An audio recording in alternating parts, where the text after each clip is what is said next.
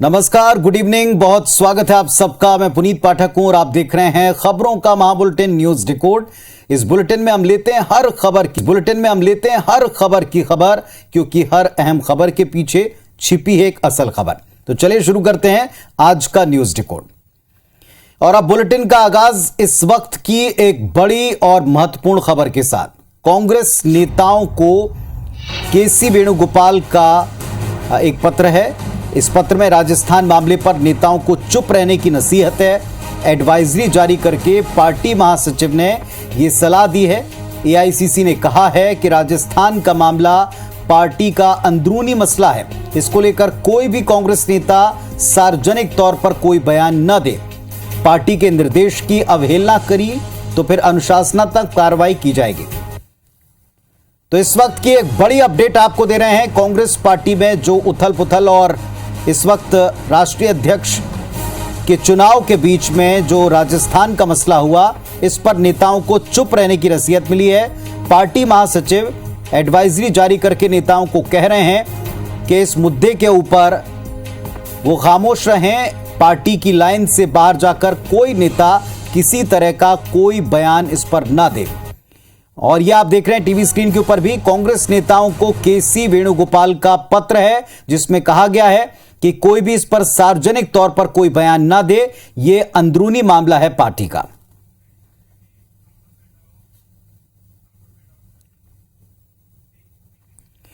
और यह भी आपको बता दें, चूंकि बात कांग्रेस पार्टी की चल रही है, कांग्रेस पार्टी के राष्ट्रीय अध्यक्ष का चुनाव, उसकी नामांकन की तारीख कल अंतिम है। और इसके पहले 30 सितंबर के पहले कांग्रेस आला कमान के लिए राजस्थान एक बड़ा सिरदर्द बनकर उभरा, जिस पर अभी एक एडवाइजरी हम आपको बता रहे थे।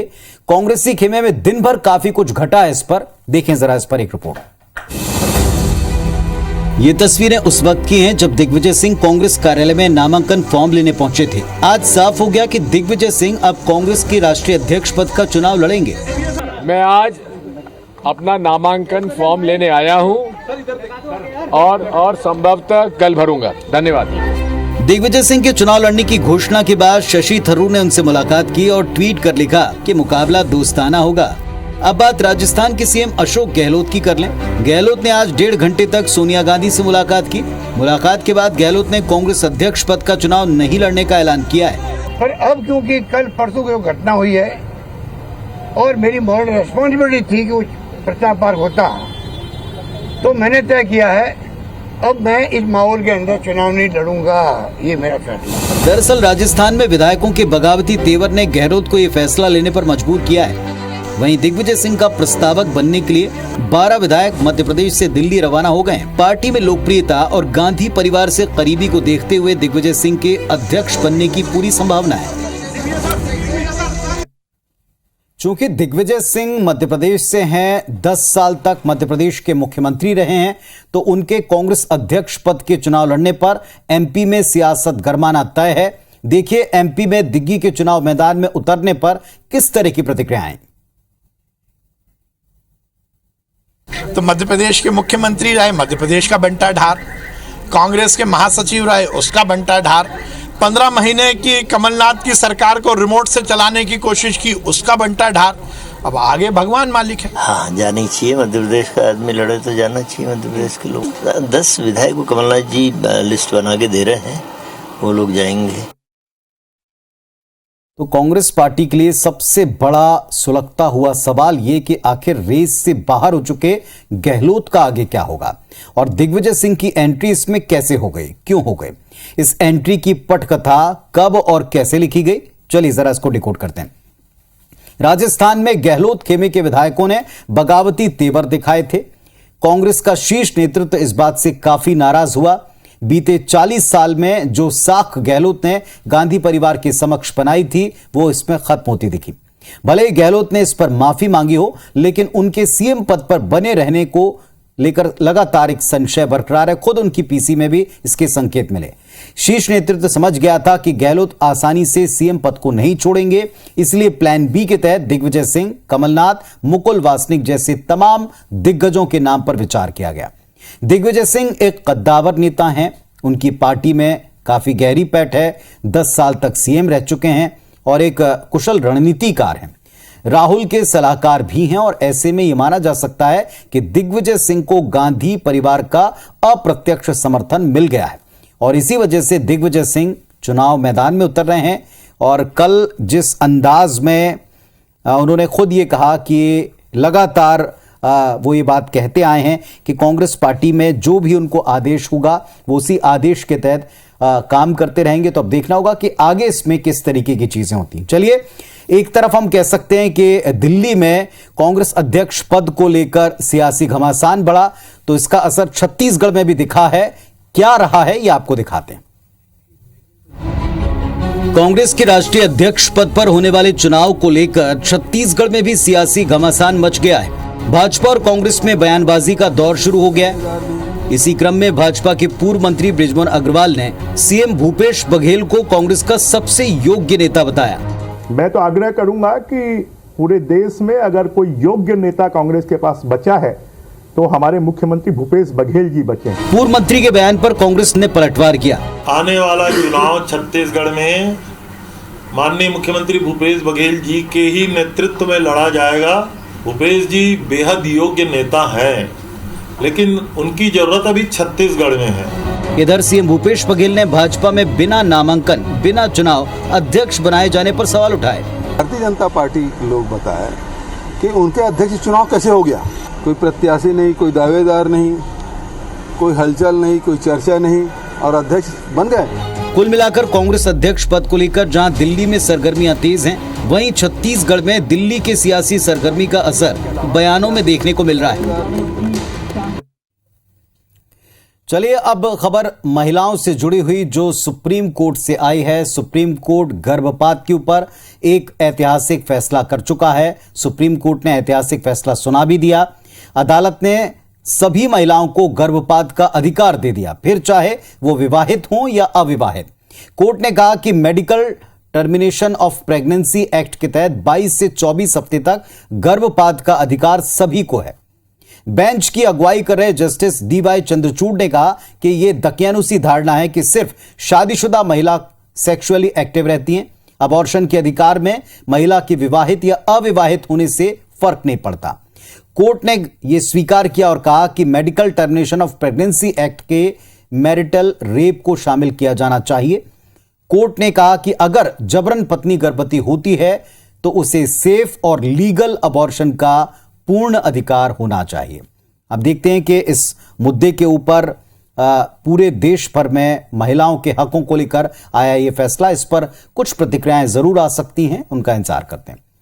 पिछले कुछ महीनों से छत्तीसगढ़ सरकार के 8 विधेयक राजभवन में लंबित हैं, जिस पर एक बार फिर से राज्यपाल और संसदीय कार्य मंत्री का बयान सामने आया। देखें,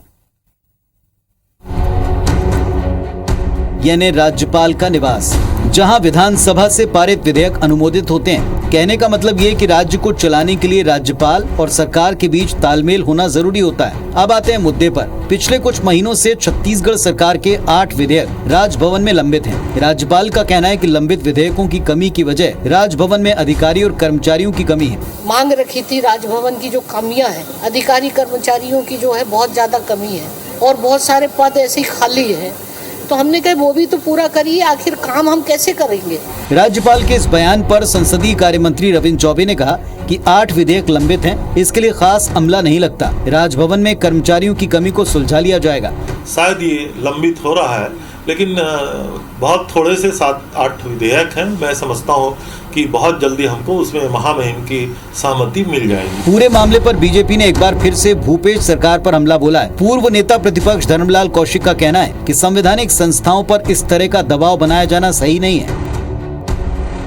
तो अब सवाल यहां पर यह उठता है कि राज्य में राज्यपाल की शक्तियां कितनी होती हैं। चलिए, इसे भी हम डिकोड करते हैं। राज्यपाल की सहमति के बिना कोई भी विधेयक कानून की शक्ल नहीं ले सकता। यह संसदीय शासन प्रणाली की अनिवार्य संवैधानिक विशेषता है। दूसरा तथ्य यह कि संविधान में विधेयक पर राज्यपाल की सहमति या असहमति की समय सीमा का कोई उल्लेख नहीं है। राज्यपाल विधेयक पर संविधान के आधार पर विचार करते हैं, संविधान विशेषज्ञों से सलाह लेते हैं और इसके बाद वो विधेयकों पर फैसला करते हैं। विधेयक पर उनके इकरार और इनकार का बिंदुवार स्पष्टीकरण होता है। संविधान के अधीन राज्यपाल से यह अपेक्षा की जाती है कि वो अपने कार्यों का स्वविवेक से प्रयोग करें। इससे ये बात भी स्पष्ट होती है कि राज्यपाल को कतिपय स्वविवेक संबंधी शक्तियां प्राप्त हैं, इन पर आपत्ति नहीं की जा सकती। विधेयक पर फैसला करना इसी श्रेणी में आता है। चलिए अब इस पूरे प्रकरण पे जो कई बार हमने देखा है सरकार और राजभवन को लेकर तरह तरह की अटकलें लगाई जाती हैं, अब इस पर यह देखना होगा कि क्या आगे जाकर ये अटकलें और बयान जारी रहते हैं या फिर हम ये मानकर चलें कि आने वाले वक्त में इस पर विराम लगेगा, जैसा खुद जो संसदीय कार्य मंत्री उन्होंने भी इस पर उम्मीद जाहिर की। चलिए, मध्य प्रदेश का एक अहम मुद्दा कारम डैम, इसे लेकर 21 सितंबर से कांग्रेस की आदिवासी न्याय यात्रा जब राजधानी भोपाल आई तो इस पर जमकर हंगामा हुआ। पुलिस ने यात्रा को लाल घाटी चौराहे पर रोका। क्या हुआ है, देखें इस रिपोर्ट में।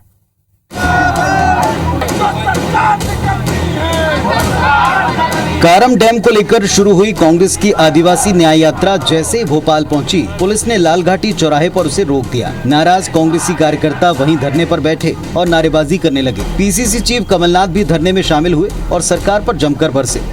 मध्य प्रदेश में, पूरे देश भर में हमारे आदिवासी समाज के साथ हो रहा है और शिवराज सिंह जी की नीयत और नीति अब सबको समझ में आ रही है।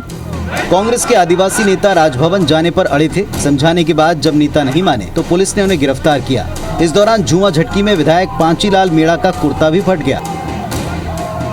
दरअसल कारम डैम के टूटने के बाद प्रभावितों को उचित मुआवजा न मिलने को लेकर आदिवासी न्याय यात्रा 21 सितंबर को धार के कारम डैम से शुरू हुई थी। 350 किलोमीटर का सफर तय कर ये यात्रा भोपाल पहुंची, जहां पुलिस ने इस यात्रा को रोक दिया।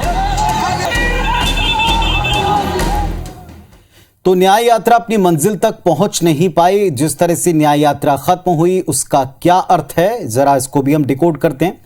पहली बात जो हम ये कहना चाहते हैं वो ये कि देश के नागरिकों को शांतिपूर्ण प्रदर्शन करने का संवैधानिक अधिकार है, विपक्ष को भी है।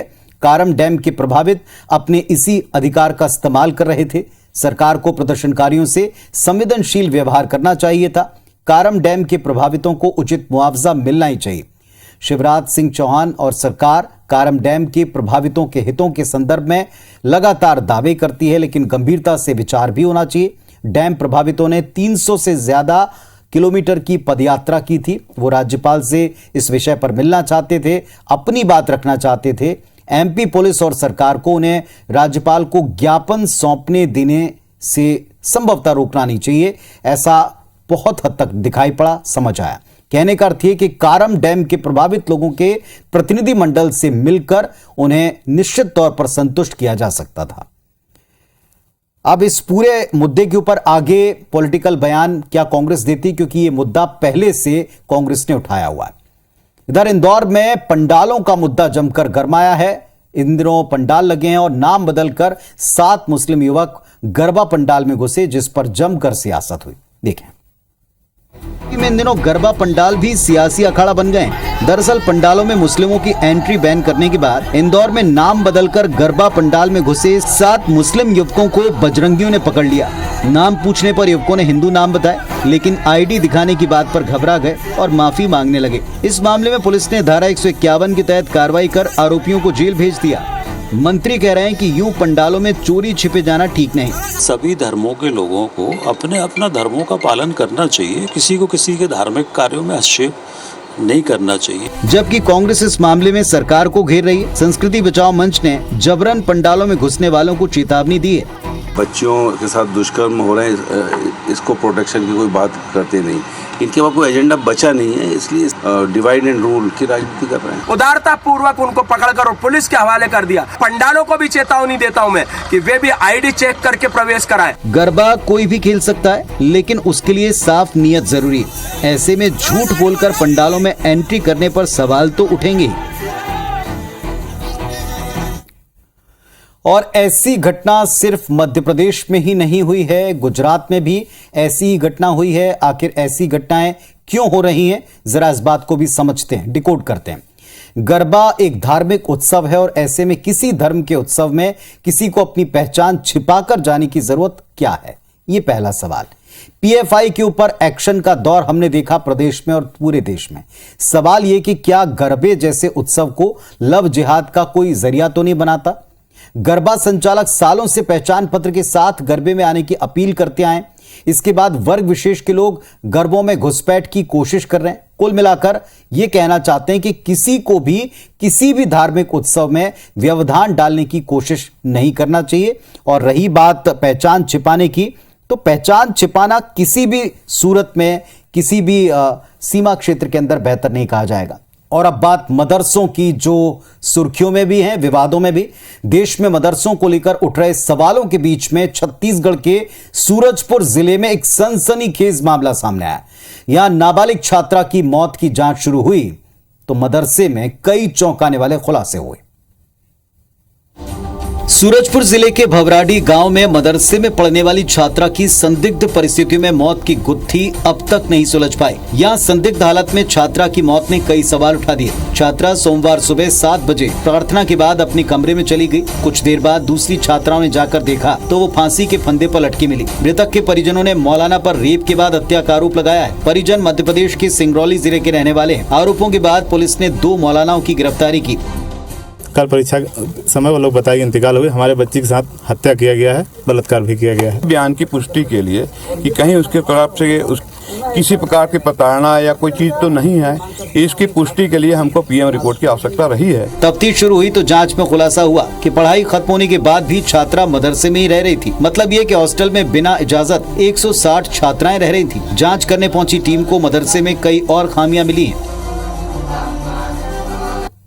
तो इसीलिए हमने कहा कि मांगी तालीम और मिली मौत, आखिर कैसी मानसिकता है और क्या है अवैध मदरसों का काला सच, इसे डिकोड करते हैं। पहली बात, बच्ची धार्मिक शिक्षा लेने के लिए वहां गई थी।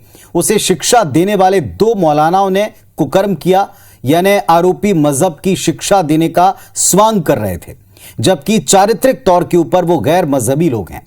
मौलानाओं ने अपने समुदाय के धार्मिक शिक्षकों के साथ पूरे शिक्षक समुदाय को शर्मसार किया। इन मौलानाओं ने मदरसों पर जो लोगों का भरोसा था उसे भी तार तार किया। यूपी एमपी में मदरसों के सर्वे का मुद्दा छाया हुआ है और ऐसी घटनाओं से लगता है कि मदरसों का सर्वे वक्त वक्त पर होना ही चाहिए। अब देखते हैं कि यहां इस पर क्या एक्शन लिया जाता है, क्योंकि पुलिस ने खुद कहा, आपने सुना कि उन्हें पीएम रिपोर्ट का इंतजार है। और अब एक ऐसी खबर जिससे पूरा प्रदेश सन्न रह गया। खबर छत्तीसगढ़ के दुर्ग से है, जहां एक ही परिवार के 4 लोगों की निर्मम हत्या कर दी गई। ये दुर्ग जिले के अकोला गांव का वो फार्म हाउस है जहां एक ही परिवार के 4 लोगों की हत्या से सनसनी फैल गई। आरोपी ने निर्ममता पूर्वक कुल्हाड़ी से वार कर वारदात को अंजाम दिया। पति भोला यादव का शव बाड़ी में गेट के पास मिला, जबकि पत्नी नैना का शव घर की चौखट पर मिला। दोनों बच्चे भी घर के कमरे में मृत मिले। सुबह जब खेत में काम करने वाले पहुँचे तो इस वारदात की जानकारी मिली। यहाँ के क्या देखा आपने? लाश पड़ी थी और इधर आई तो अंदर ज्यादा नहीं गई मैं। अच्छा, ये जो परिवार था भोलानाथ सिन्हा का, वो परिवार कब से यहाँ पे काम कर रहा था और ये बाड़ी किसकी है? 5 साल से कर रहे हैं इधर, और वो पुनाराम टंडन की है बाड़ी। पुलिस ने हत्या की वारदात को सुलझाने के लिए 30 सदस्यीय जांच टीम बना दी है। एक टीम ओडिशा रवाना कर दी गई। जिसने किया होगा वो कहीं ना कहीं मृतक को जानता होगा, जिसकी इसी कारण से महिला ने और बच्चों ने रात के अंधेरे में उसको पहचान लिया। पुलिस, फॉरेंसिक और डॉग स्क्वाड टीम जांच में लगातार जुटे हैं। पुलिस ने जान पहचान वालों पर हत्या का शक जताया है। वहीं परिवार के दूसरे सदस्यों के मोबाइल भी जब्त किए गए। तो अभी पुलिस की तफ्तीश जारी है और उम्मीद करते हैं कि जल्द से जल्द इसका खुलासा हो। और इस पर भी हालांकि राज्य में सियासत शुरू हो गई है। कानून व्यवस्था को लेकर विपक्ष ने सवाल उठाए तो सत्ता पक्ष ने कहा कि जल्दी इसका पूरा खुलासा होगा। पुलिस की इस पर एक नहीं 30 टीमें एक साथ काम कर रही हैं। आज के न्यूज डिकोड में बस इतना ही। अपना और अपने परिवार का ख्याल रखिए। कल इसी वक्त हमारे साथ मुलाकात होगी ताकि दिन की बड़ी खबरों को हम डिकोड करें। नमस्कार, शुभ रात्रि।